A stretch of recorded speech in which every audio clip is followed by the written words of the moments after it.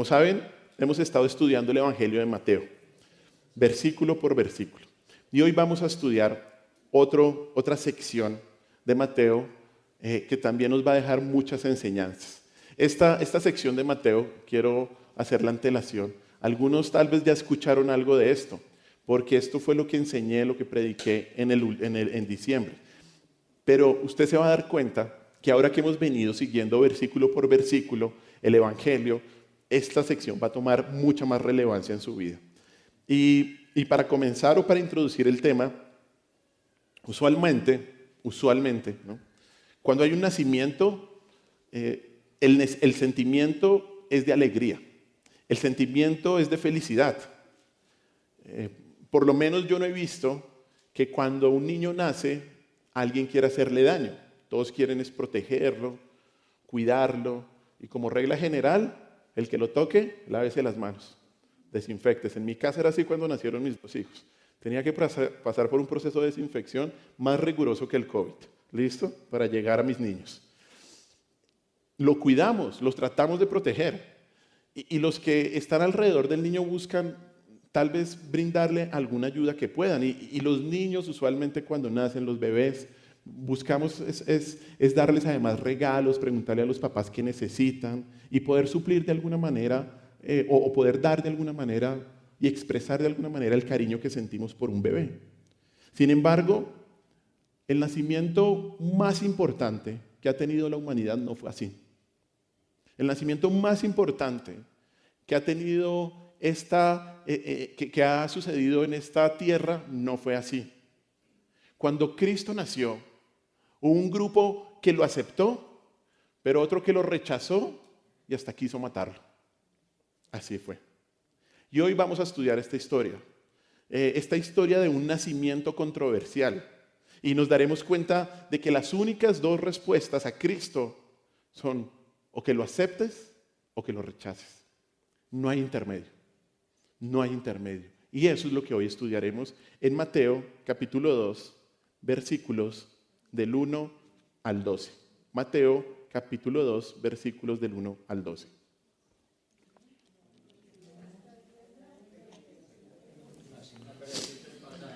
Discúlpenme.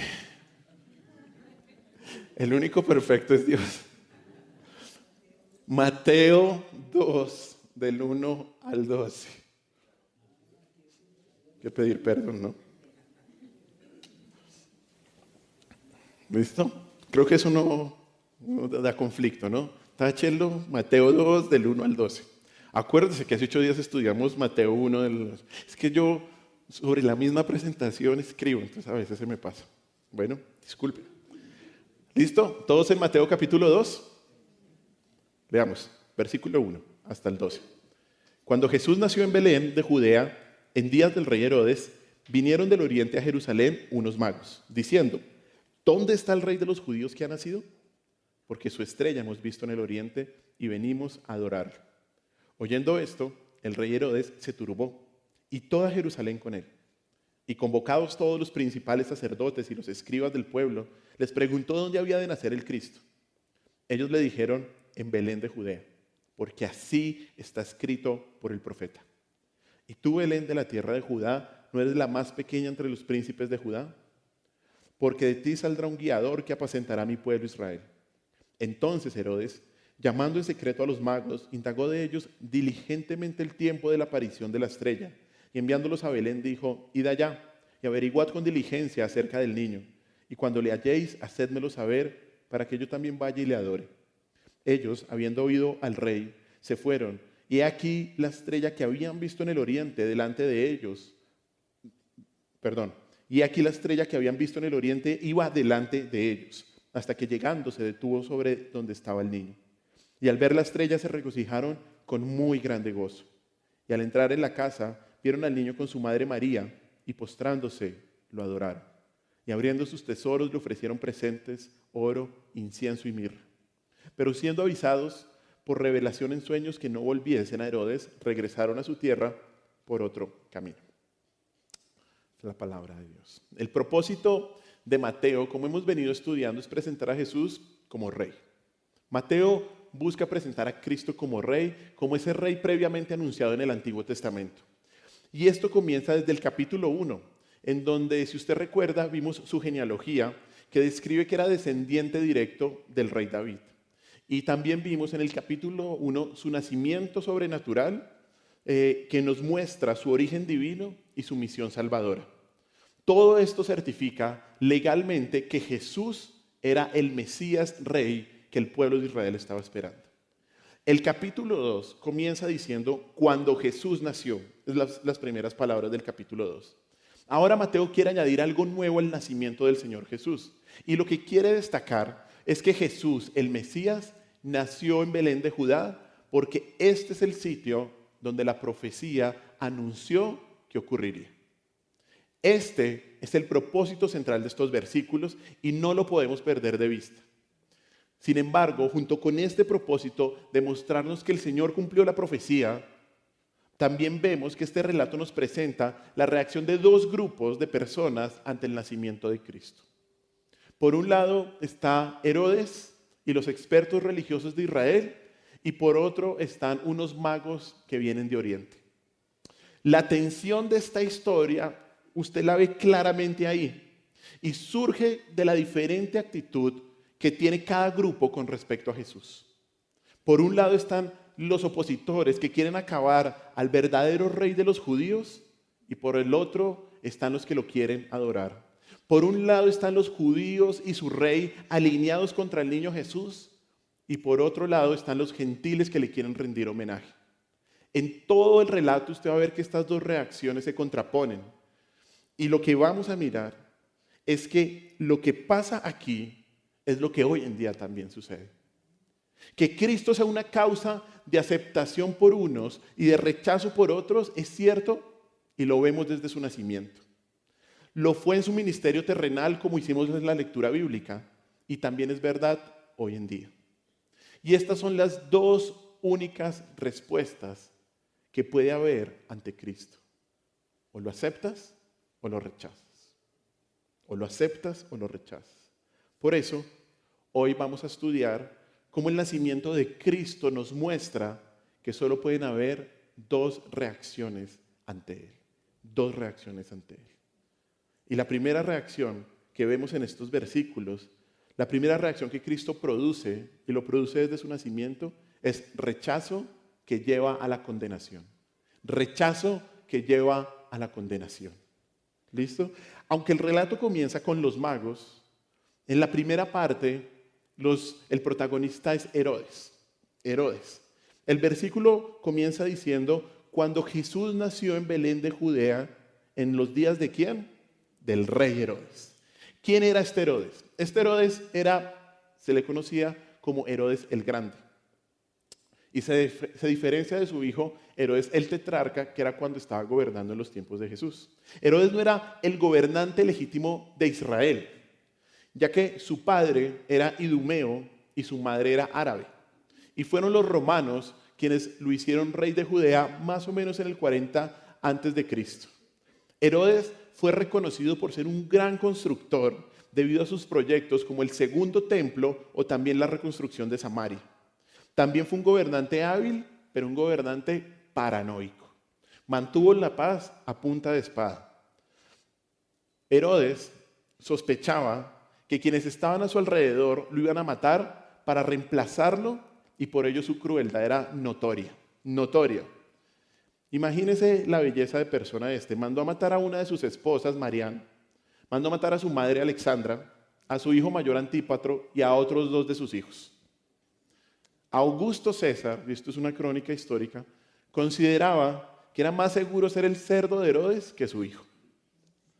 Herodes fue un prototipo del mundo de las tinieblas, un prototipo del mundo de iniquidad en donde nació el Señor Jesús. Obviamente, esto no lo sabían los magos, que inocentemente pensaron que él y que toda la ciudad de Jerusalén estaban buscando al rey prometido y por eso preguntaron ahí en el versículo 2, mire ahora, diciendo, ¿dónde está el rey de los judíos? Tal vez ellos llegaron a palacio a preguntar esto, porque obviamente lo que los magos hubieran pensado es que el rey de Israel iba a nacer ¿dónde? Pues en el palacio.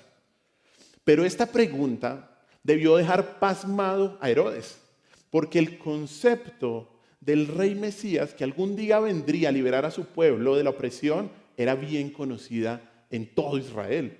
De hecho, déjeme mostrarle un versículo, Jeremías 23:5, para entender la expectación que el pueblo de Israel siempre tenía por ese futuro rey que iba a llegar. Mire Jeremías capítulo 23, versículo 5. A ver si este sí lo anoté bien. Sí. Porque si no me van a abrir los ojos más. Yo no. Jeremías 23:5. Dice así Jeremías 23:5. He aquí que vienen días, dice Jehová, en que levantaré a quién? A David renuevo justo, y reinará como rey, el cual será dichoso y hará juicio y justicia en la tierra.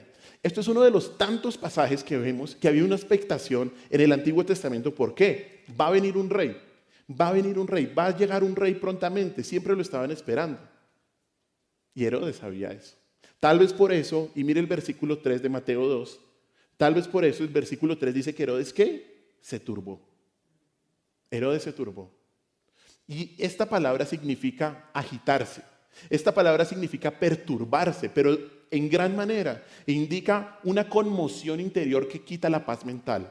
Eso era lo que le estaba pasando a este hombre, que cuando entraba en cólera era mejor perderse, ¿no? Se turbó, dice ahí. Herodes estaba turbado. La noticia que traían los magos, ¿qué era lo que describía? Describía el surgimiento de un genuino descendiente del rey David, de un genuino descendiente al trono de Israel. Y si Herodes se turbaba, lo que dice el versículo, toda Jerusalén se turbaba con él. Cualquier cosa podía ocurrir cuando este hombre rompía en ira. Por eso Herodes prendió las alarmas. Prendió las alarmas ante una posible amenaza a su reinado y llamó en el versículo 4 a los sacerdotes y a los escribas para que le dijeran, mire lo que dice ahí el versículo 4, al final les preguntó dónde había de nacer el Cristo. ¿Quiénes son los sacerdotes y los escribas que nos dicen el versículo 4? Estos hombres eran los expertos religiosos en Israel. Los sacerdotes estaban encargados del templo y los escribas eran hombres que eran muy estudiosos en la ley, en el Antiguo Testamento, principalmente en los primeros 5 libros, la Torá. Pero para asegurarse de la información, el versículo dice que no le preguntó a una persona, sino que le preguntó a todo el grupo. Dice ahí, versículo 4, ¿y convocados quiénes? Todos los principales sacerdotes y escribas, a todos. Claro, él no quería tener una mala información. Él quería asegurarse realmente de lo que le estaban diciendo. Pero lo más interesante es cómo pregunta Herodes esto. Y si usted ve en la Biblia, dice ahí al final en el versículo 4, ¿dónde había de nacer quién? El Cristo. El Cristo. Esa palabrita, él, es muy importante, porque está mostrando que Herodes estaba preguntando por quién. No por un Mesías más, no por alguna insurrección de algún personaje por ahí, no. El Cristo es conocido por quién, por el Mesías, como el Mesías. Herodes estaba preguntando por el Mesías que iba a reinar, ¿no? El cual iba a liberar a Israel. Herodes estaba preguntando por el rey que era legítimo. Y la respuesta a la pregunta de Herodes fue dada inmediatamente por los expertos. Es muy interesante esto, porque el texto no dice que ellos se fueron a buscar, no le dijeron a Herodes, espere un momentico, vamos a los rollos, a ver dónde dice. No. Los expertos religiosos, ¿qué dijeron? Inmediatamente, en Belén de Judea, de una. No tuvieron que investigar los libros sagrados, no tuvieron que pensarlo por mucho tiempo. Ellos dijeron, el Cristo nacería en Belén de Judea porque así está escrito por el profeta. Porque así está escrito por el profeta. Y esa expresión, así está escrito por el profeta, afirma, o lo que estos expertos estaban diciendo era que Dios era el autor de la escritura. Y que esta era una promesa que Dios iba a cumplir. Dios mismo iba a cumplir esta promesa, porque así está escrito por el profeta. Ahí va a nacer, ahí tiene que nacer. No fue Mateo quien dio esta respuesta y la puso en la boca de los líderes religiosos, no. La respuesta fue ellos citando libremente ¿qué texto? Miqueas, capítulo 5, versículo 2. Vamos para allá. Solo unos libritos antes en su Biblia. Listo, como 4 o 5 libritos antes ahí de Mateo. Miqueas capítulo 5, versículo 2. Este es el texto que cita Mateo. Dice así Miqueas capítulo 5, versículo 2. Pero tú, Belén Efrata, pequeña para estar entre las familias de Judá, de ti me saldrá el que será Señor en Israel, y sus salidas son desde el principio, desde los días de la eternidad. Aquí en Miqueas vemos que el profeta dice Belén Efrata. Esta es otra manera de llamar a Belén de Judá en la época. Y Miqueas pronunció estas palabras durante el siglo VIII antes de Cristo. Cuando el reino del norte de Israel en ese momento, recuerde que ya los dos reinos estaban divididos. Y el reino del norte de Israel estaba a punto de caer bajo el imperio asirio. Y el reino del sur, el reino de Judá, estaba en una decadencia horrible de pecado. El profeta, aquí en Miqueas 5:2, exhortó sobre el pecado del pueblo y cómo este también fue causante del exilio. De hecho, acompáñeme al capítulo anterior en Miqueas. Mire el capítulo 4, versículo 10. Miqueas capítulo 4, versículo 10. Mire lo que dice ahí. Dice así: duélete y gime, hija de Sión, como mujer que está de parto, porque ahora saldrás de la ciudad y morarás en el campo y llegarás hasta Babilonia. Allí serás librada, allí te redimirá Jehová de la mano de tus enemigos. ¿Qué vemos? Lo que hemos estado estudiando en algunos momentos en el Antiguo Testamento, que la última consecuencia por el pecado de Judá, por el pecado de Israel, era ¿cuál? El exilio en Babilonia. Y aquí Miqueas lo está profetizando en el siglo VIII antes de Cristo.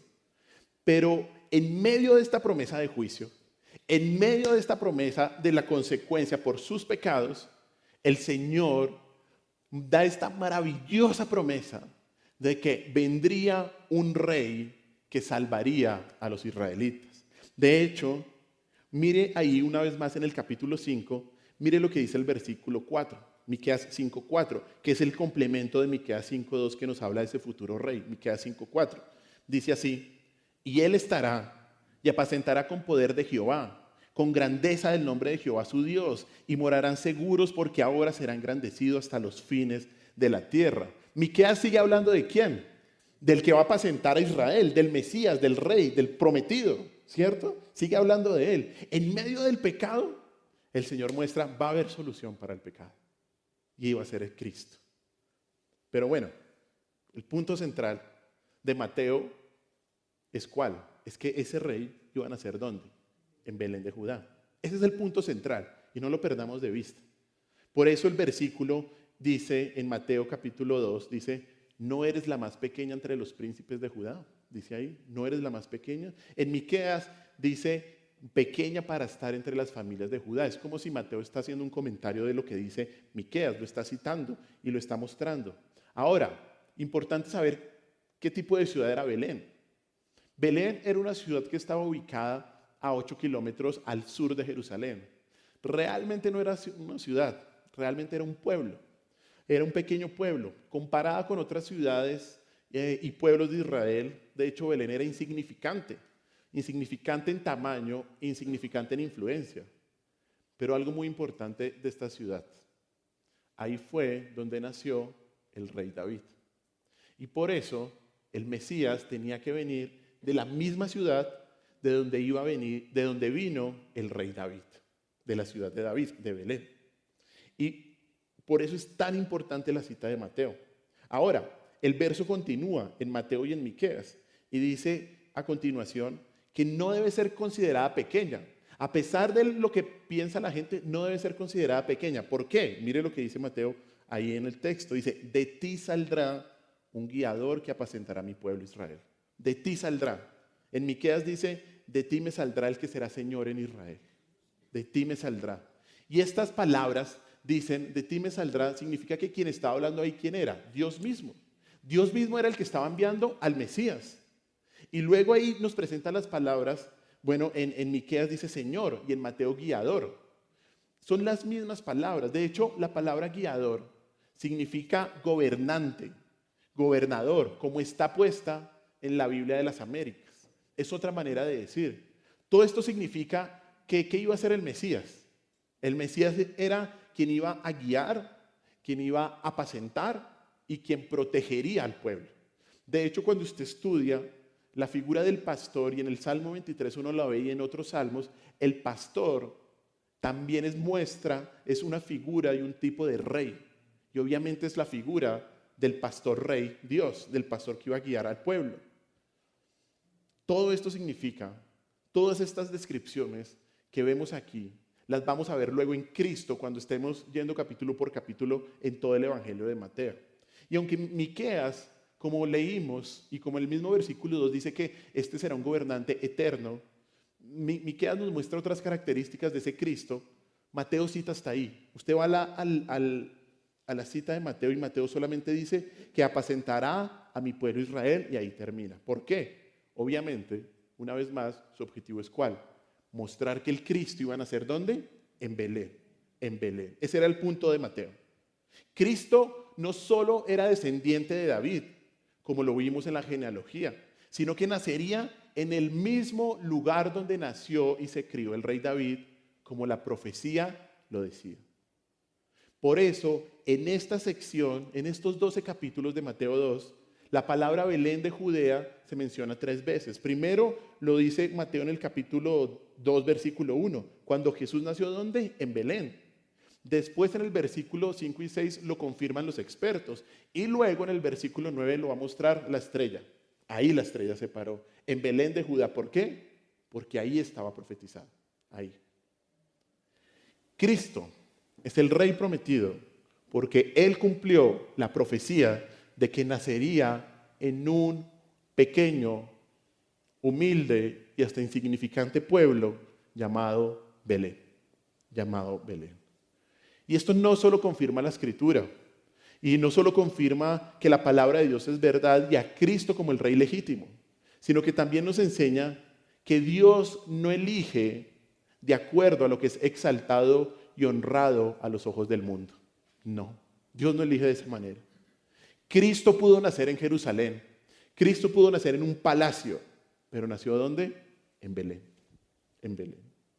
Dios elige lo que es bajo y aparentemente insignificante para cumplir sus propósitos. ¿Y sabe por qué? Porque eso muestra con mayor o con más fuerza su gloria. Porque eso muestra con más fuerza su gloria. De hecho, mire lo que dice 1 Corintios 1, 26 al 29. 1 Corintios 1, 26 al 29.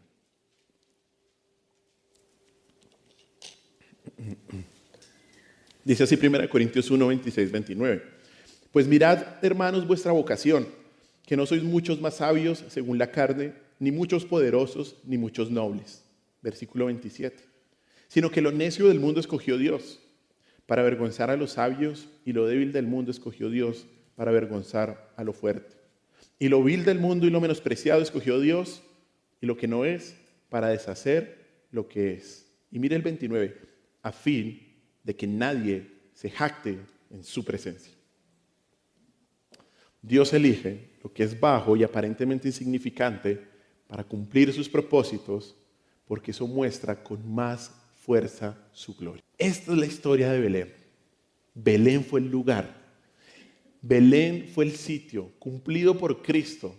Una prueba más que Mateo está diciendo en su evangelio para decirle a sus lectores, en este rey hay que creer. ¿Cómo hubiera reaccionado cualquier persona? Hubiera dicho, claro, ese es el rey. Pero miremos cómo reaccionó Herodes. ¿Qué fue lo que hizo Herodes? Vamos a Mateo, continuemos en Mateo, capítulo 2. Dice versículo 7. Entonces Herodes, llamando en secreto a los magos, indagó de ellos diligentemente el tiempo de la aparición de la estrella. Herodes llamó, ¿cómo? En secreto a los magos. Obviamente él no quería que se hiciera mayor divulgación de este asunto, ni tampoco quería publicidad indebida, obviamente. Y él les preguntó ¿qué? La fecha exacta cuando la estrella había hecho su aparición. Tal vez buscando una indicación de la edad de Cristo. Luego Herodes los envió a Belén y les indicó que cuando lo encontraran, le avisaran para que él también pudiera ir y adorarlo. ¿Qué tal el hipócrita?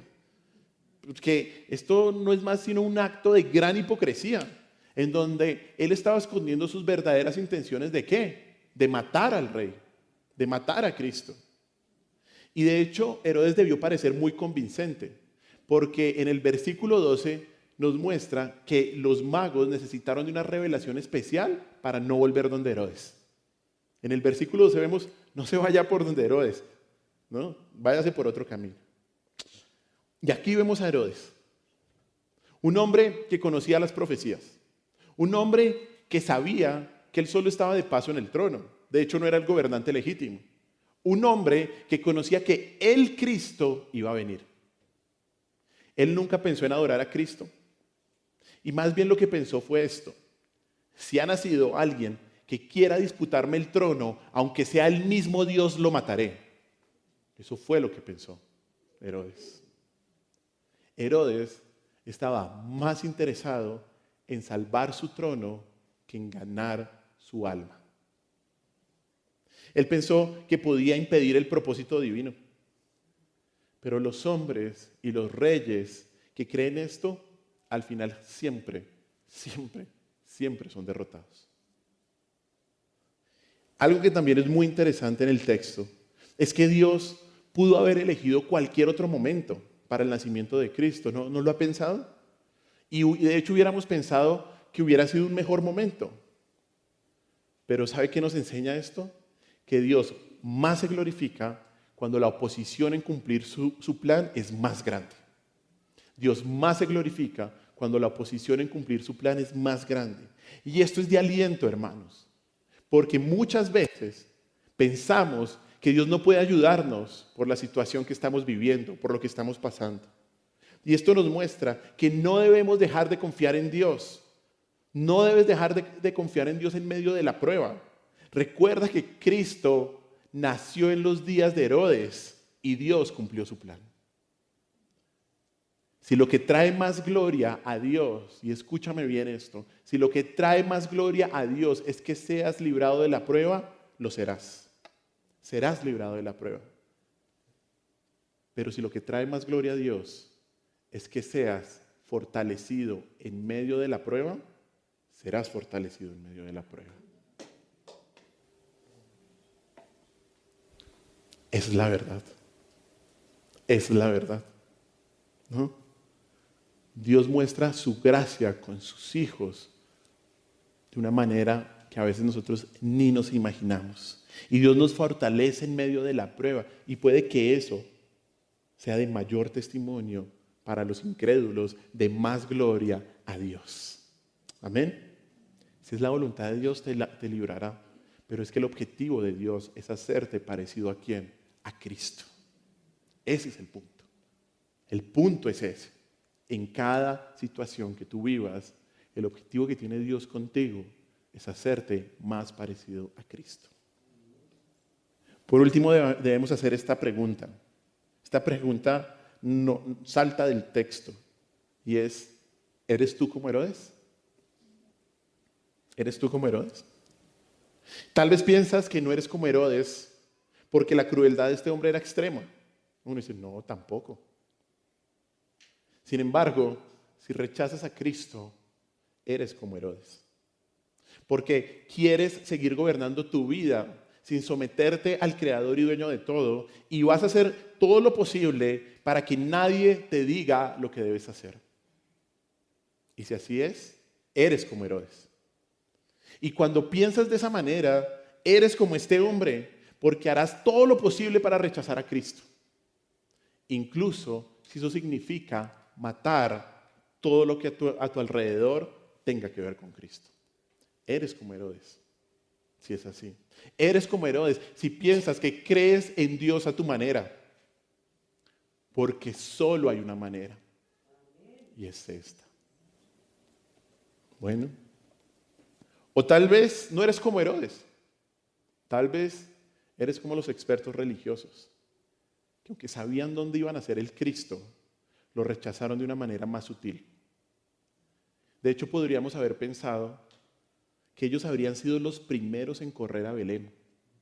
El Salvador nació, vámonos. Pero eso no fue así. Y estos versículos nos enseñan que puede haber conocimiento de la Escritura en la cabeza, mientras que no hay gracia en el corazón. Puede haber conocimiento de la Escritura en la cabeza, pero no hay gracia en el corazón. Tristemente esto abunda hoy en día. Los expertos demostraron que su falta de fe no se debía a la ignorancia, no. Ellos conocían las respuestas bíblicas. Como ayer alguien decía en los testimonios, era el primero en ganarse todos los concursos de la Biblia, pero no tenía algún interés en las realidades del rey, de su persona y de su obra. Tal vez estos hombres no le creyeron a unos magos extranjeros, o tal vez tenían miedo de la reacción que iba a tomar Herodes, ya que sabían que si aceptaban al verdadero rey, pues Herodes los podía matar. Pero el miedo, y escúchame bien, no es una excusa para negar que Cristo es Señor. No, el miedo no es una excusa, porque esto es un asunto no de vida o muerte física, sino de vida o muerte eterna, hermano. ¿Será que eres como estos expertos? ¿Has oído hablar de Cristo? ¿Sabes que es el Salvador, pero no haces nada? Tal vez tienes personas a tu lado que te han estado hablando por mucho tiempo acerca del mensaje de salvación. O tal vez tu conciencia misma te ha estado acusando de tus pecados, pero no haces nada. Tal vez, como los expertos, tienes miedo de rendirte a Cristo porque no sabes qué pensará la gente y las consecuencias que pueden venir en tu familia, en tu trabajo o con tus amigos. ¿Qué vas a hacer? ¿Vas a seguir rechazando a Cristo? ¿Vas a ser alguien, entre comillas, aunque eso no existe, de la secreta? No. Cristo no tiene discípulos secretos. No. Este relato nos presenta dos maneras en que se rechaza a Cristo. De manera activa como Herodes o de manera pasiva como los expertos religiosos. Que a la vez fue activa. Pero igual esto es rechazo que lleva a la condenación. Nunca pienses que crees en Dios a tu manera porque estás creyendo en el diablo. ¿Será que estás en alguno de estos dos grupos? Bueno, continuemos a la segunda parte. ¿Cuál es la segunda respuesta que vemos en este maravilloso texto? La segunda respuesta que produce Cristo es aceptación que lleva a la adoración. Aceptación que lleva a la adoración. Y esta respuesta la vemos representada por los magos, cuyo relato solamente aparece en este evangelio. El relato de los magos no aparece en ningún otro evangelio, sino solamente en esto. Y por todas partes del mundo, sobre todo en Navidad, la representación del nacimiento de Jesús incluye a estos personajes, ¿no?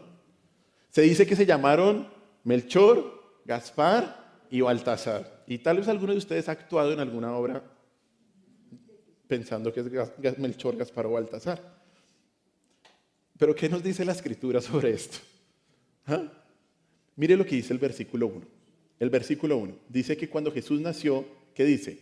Vinieron del oriente a Jerusalén unos magos. Listo, ahí.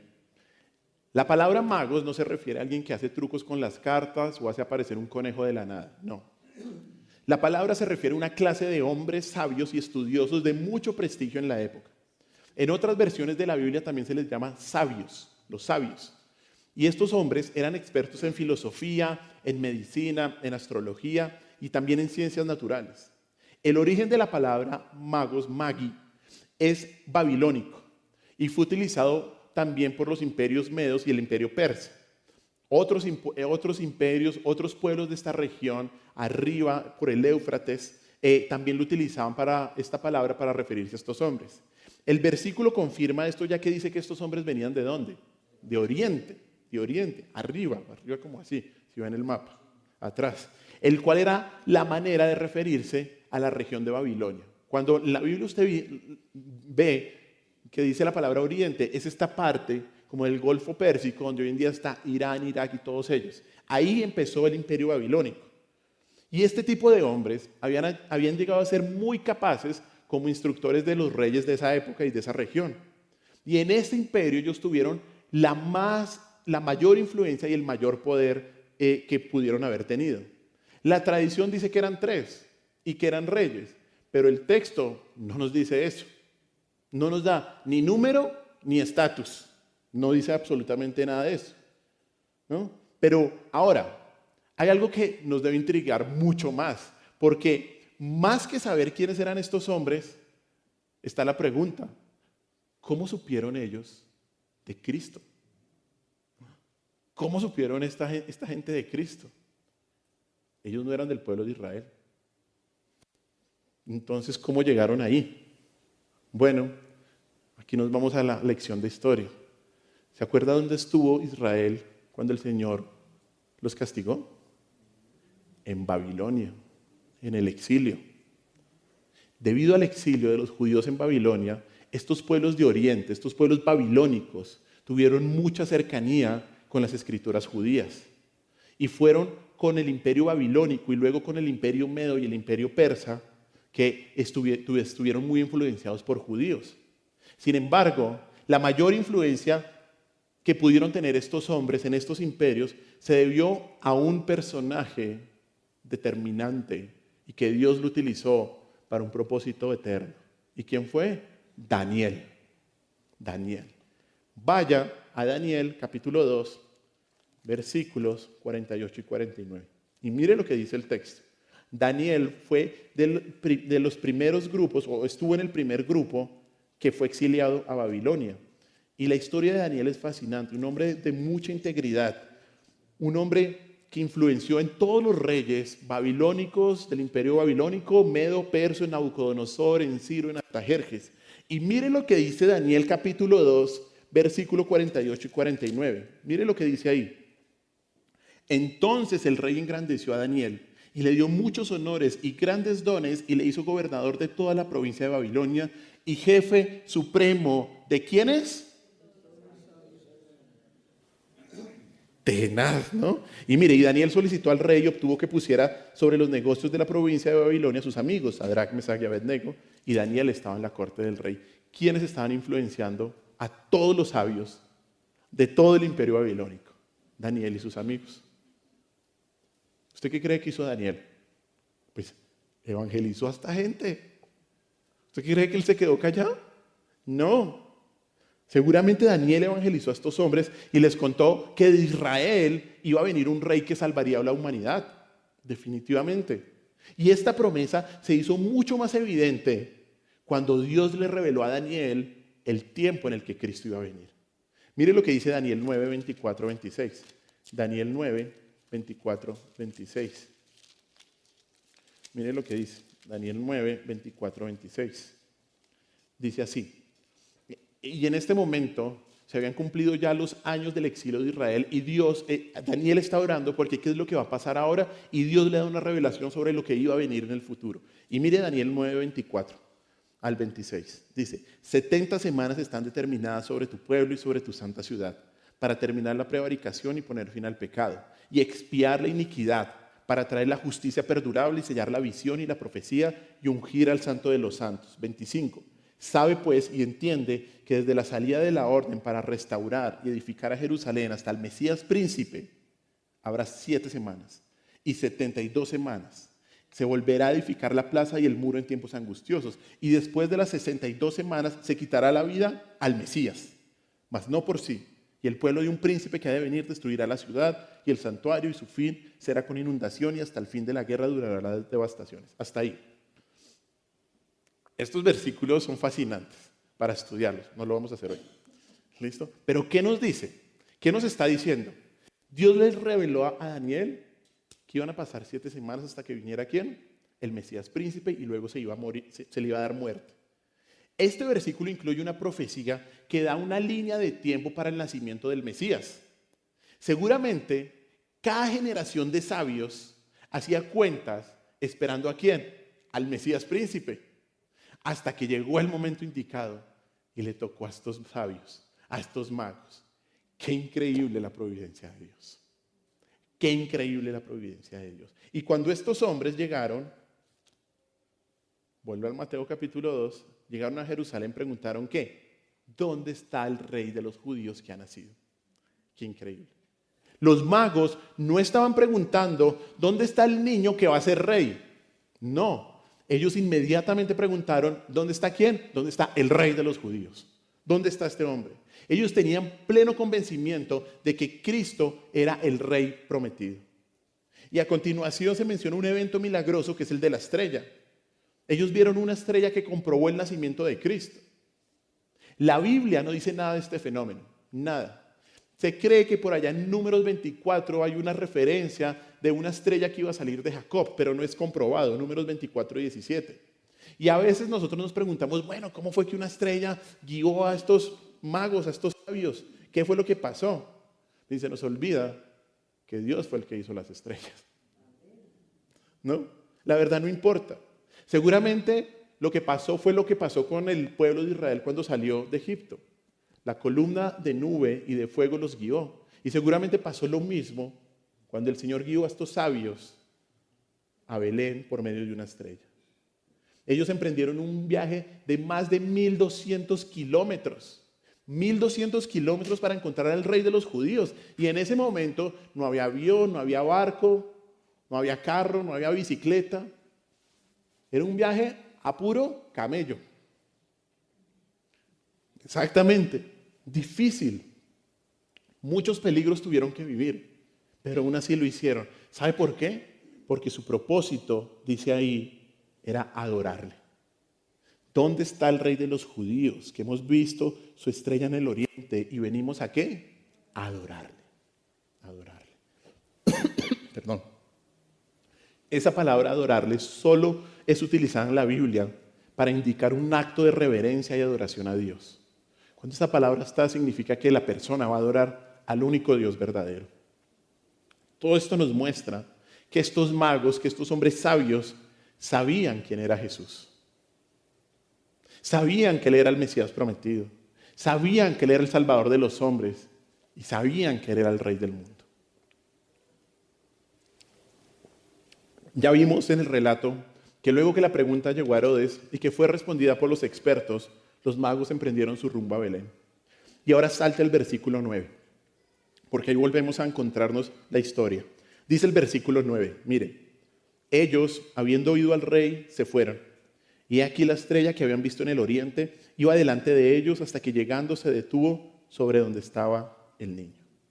Ellos volvieron a ver la estrella, al parecer por un tiempo no la vieron, pero la declaración, ahí lo vemos en el versículo 9, dice que iba adelante, muestra que la estrella se movía con ellos hasta que luego se detuvo ¿dónde? Donde estaba el niño.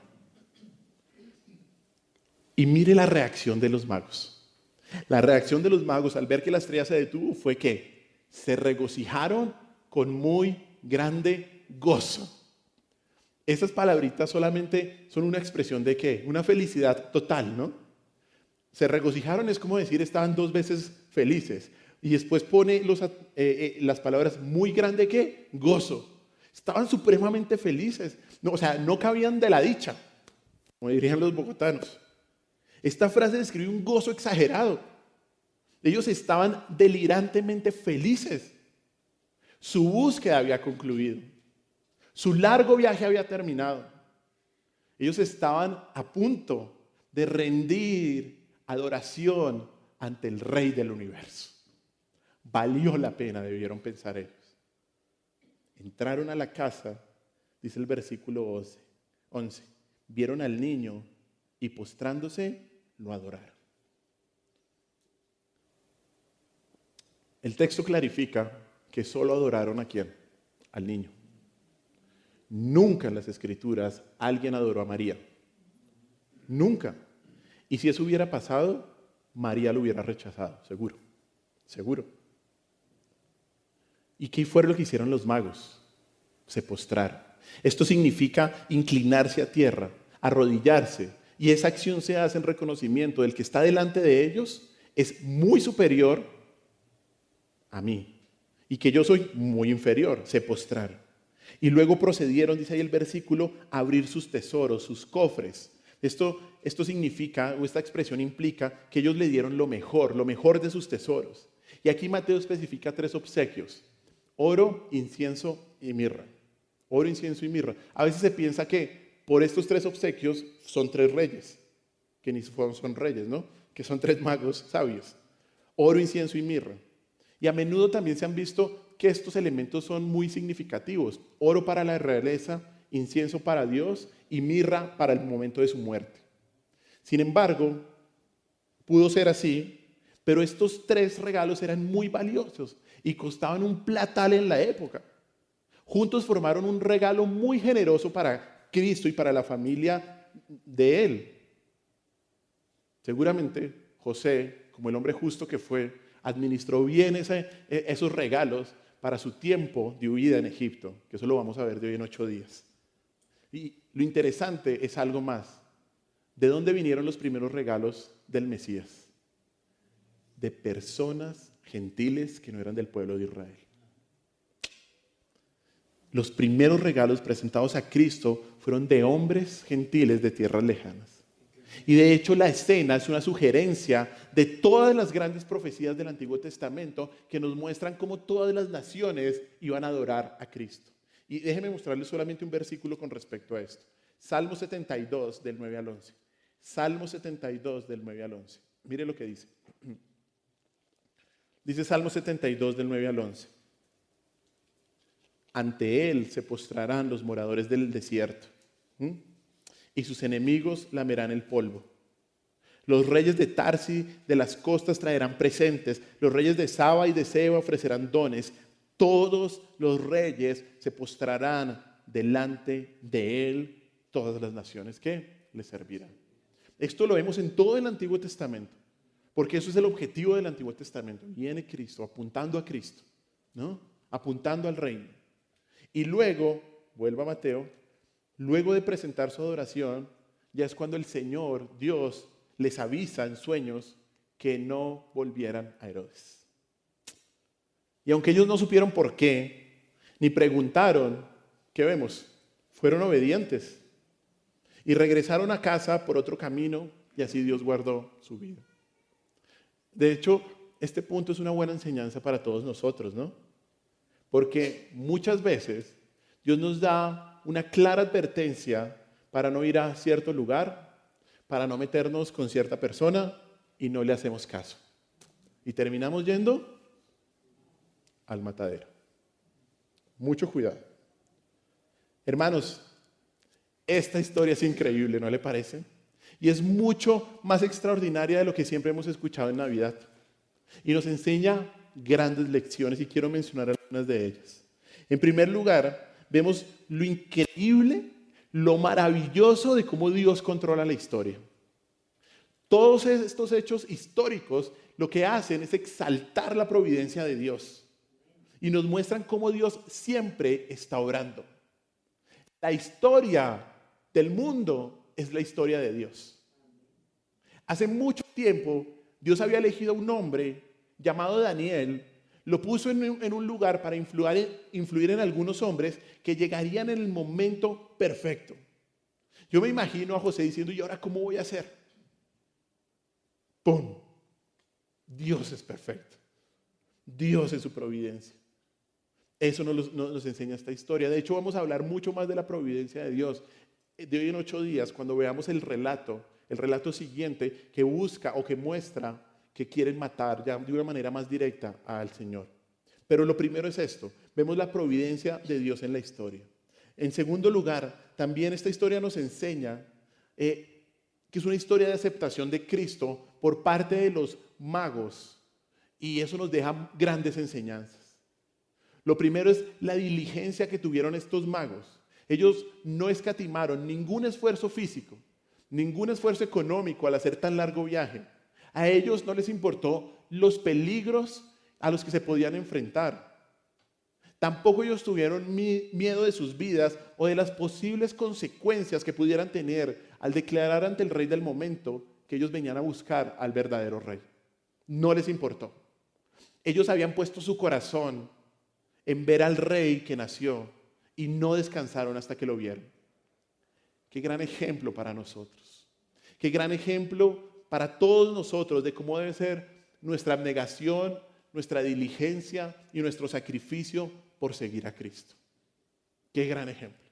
Lo dieron todo porque sabían que estaban adorando a Dios. Otra enseñanza también de los magos Es su increíble fe. Es increíble la fe que estos hombres tienen.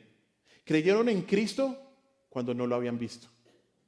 Creyeron en Cristo cuando los escribas y los fariseos no creyeron, que se supone debían creer.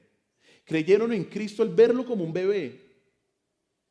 Creyeron en Cristo sin ver signos de su divinidad y grandeza, y aún así creyeron que era el Salvador y se postraron y lo adoraron.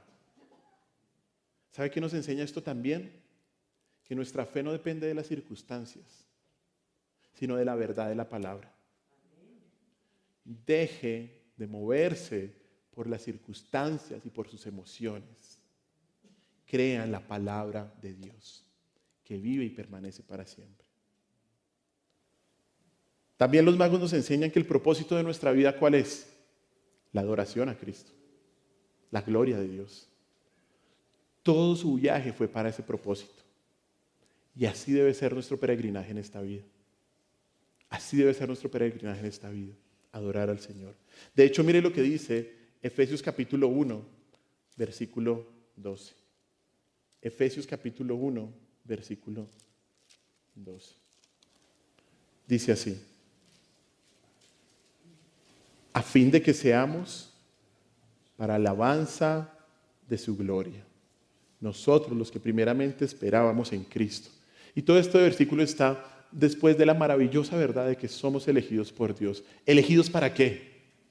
Para la gloria de Dios, para darle gloria al Señor. Una última enseñanza que nos muestran los magos es el desborde de alegría que tuvieron.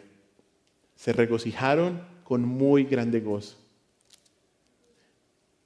Hermanos, la esperanza de que nosotros algún día veremos a Cristo cara a cara debe llenar nuestros corazones de alegría hoy. Algún día lo veremos. ¿Estás abatido? ¿Estás desesperado? ¿Estás triste? Coloca los ojos en Jesús. En ese momento lo verás. Mira lo que dice de hecho Hebreos 12:2. Hebreos 12:2. Un pasaje precioso. Mira lo que dice. Hebreos capítulo 12, versículo 2.